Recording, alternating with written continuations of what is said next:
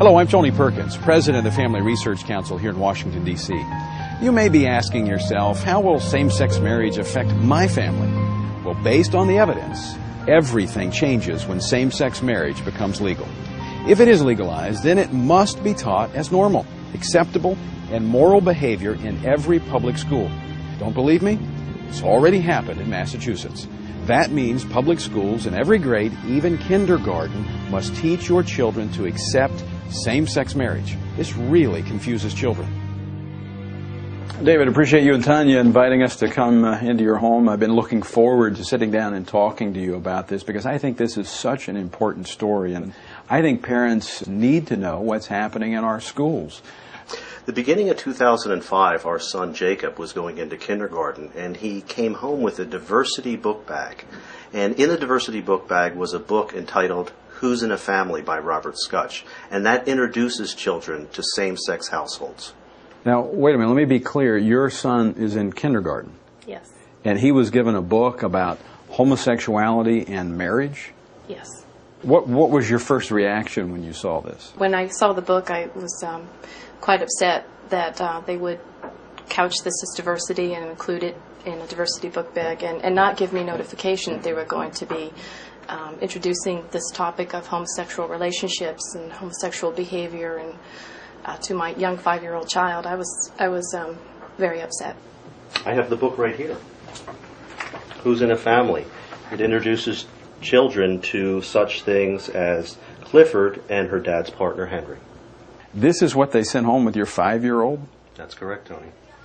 After the diversity book bag came home, we realized that the intention of the administrators and teachers was to affirm these relationships and gay marriage in the minds of children.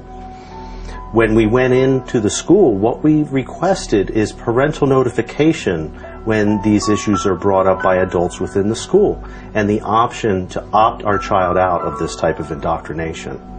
Said we didn't think, number one, it was appropriate to discuss that with our 5-year-old, and that if we ever felt it was necessary to have that discussion with our son, we would choose the timing and the manner in which to discuss it with him. And then she said, well, she had checked with the administrators and they had said that this was not a parental notification issue, and in fact that any adult in the school could discuss homosexual families and homosexual issues with our children. One of the reasons they give is they said same-sex marriage is legal in Massachusetts. Therefore, we can broach it anytime with your child. And when they are putting forward that it's equal, they're putting forward that it's a morally equal alternative and affirming it in the minds of children. Now, these are young, impressionable children, and they know very well that there are many parents that do not hold these beliefs. But irrespective of that, in an intolerant manner and in an aggressive manner, they are putting forward that we as parents do not even have the right to know what they're saying to our children. So when she would not acknowledge our parental rights in this area, we then went to our Judeo-Christian beliefs and our faith and said, well, you wish to affirm homosexuality to our son. You're presenting that which is sin as though it is not to our son, and we cannot allow that. And at that point she reiterated, this is not a parental notification issue. It is our sacred duty as parents to guide our child. What they did and what they were doing at the point where they won't allow parental notification or the option to opt out is they were taking the parental role for themselves. And they had no tolerance for the notion that parents have the right to be the primary directors of the child's upbringing and moral education. And I said, I'm prepared to sit here all night until I see some form of accommodation as a parent. To make a long story short, the accommodation they gave was to put me in handcuffs and send me to jail. I couldn't believe that they were willing to arrest my husband because my husband and I just wanted parental notification.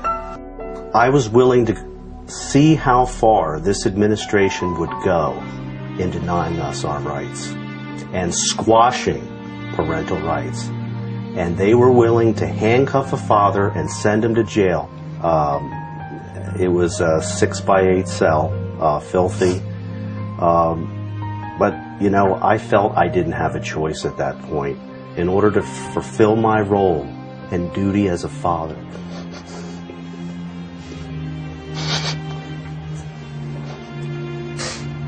Parents need to stand their ground. If they intend to have a war over our parental rights, battling for the hearts, minds, and souls of our children, then let it begin here. Do you see the implications of same-sex marriage being legalized in your state?